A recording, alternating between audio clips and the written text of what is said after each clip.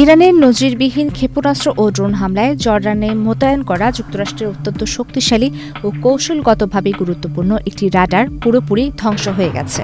Satellite চিত্র ও আন্তর্জাতিক সংবাদ মাধ্যম CNN-এর তদন্তে উঠে এসেছে যে প্রায় ৩০০ মিলিয়ন বা ৩০ কোটি মার্কিন ডলার মূল্যের এই অত্যাধুনিক রাডারটি অকেজো হয়ে পড়ায় ওই অঞ্চলে যুক্তরাষ্ট্রের আকাশ প্রতিরক্ষা ব্যবস্থা বড় ধরনের ঝুঁকির মুখে পড়েছে।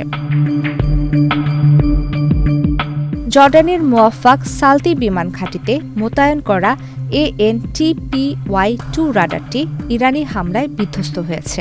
এটি মার্কিন থার্ড ক্ষেপণাস্ত্র প্রতিরক্ষা ব্যবস্থার প্রধান অংশ। এক্সট্রিম মশার কয়েল প্ল্যান্ট ফাইবার দিয়ে তৈরি, তাই সহজে ভাঙে না, সুগন্ধিযুক্ত ও নিরবিচ্ছিন্নভাবে জ্বলে। ডেঙ্গু, চিকুনগুনিয়া বাহি সহ যে কোনো মশার বিরুদ্ধে দেয় এক্সট্রিম সুরক্ষা, যা আকাশপথের অনেক দূর থেকে ধেয়ে আসা ব্যালিস্টিক ক্ষেপণাস্ত্র শনাক্ত করে ধ্বংস করতে সহায়তা করে। স্যাটেলাইট চিত্রে দেখা গেছে রাডারটির আশপাশে বড় বড় গর্ত ও ধ্বংস অবশেষ ছড়িয়ে ছিটিয়ে আছে।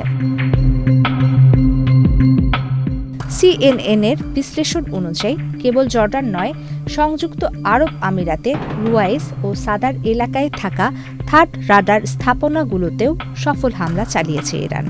এছাড়া কাতারের দাহাল এলাকায় অবস্থিত একটি মার্কিন দূরপাল্লার আগাম সতর্ক বার্তা প্রদানকারী রাডারও ক্ষতিগ্রস্ত হয়েছে বলে জানা গেছে। একটি পূর্ণাঙ্গ থার্ড ব্যাটারির দাম প্রায় $1 বিলিয়ন, যার মধ্যে শুধু রাডারটির মূল্যই প্রায় $300 মিলিয়ন। অস্ত্র বিশেষজ্ঞ NR জেন জোন্স একে থার্ড ব্যবস্থার হৃৎপিণ্ড বলে অভিহিত করেছেন। যুদ্ধের শুরু থেকে এ পর্যন্ত সংযুক্ত আরব আমিরাত লক্ষ্য করে 1072টি ড্রোন এবং 196টি ব্যালিস্টিক মিসাইল ছোড়া হয়েছে। উদ্ভূত পরিস্থিতিতে মধ্যপ্রাচ্যে নিজেদের ঘাঁটি রক্ষায় ফ্রান্স তাদের রাফায়েল যুদ্ধবিমান মোতায়েন করেছে। পেন্টাগন নিরাপত্তার খাতিরে ক্ষয়ক্ষতির বিস্তারিত জানাতে অস্বীকৃতি জানালেও বিশেষজ্ঞরা বলছেন এ রাডার ধ্বংসের ফলে ওই অঞ্চলে মার্কিন ও মিত্রবাহিনীর নিরাপত্তা ব্যবস্থা মারাত্মকভাবে বিঘ্নিত হয়েছে। প্রমিতি কিপ্টে ইসলাম, বাংলাদেশ প্রতিদিন।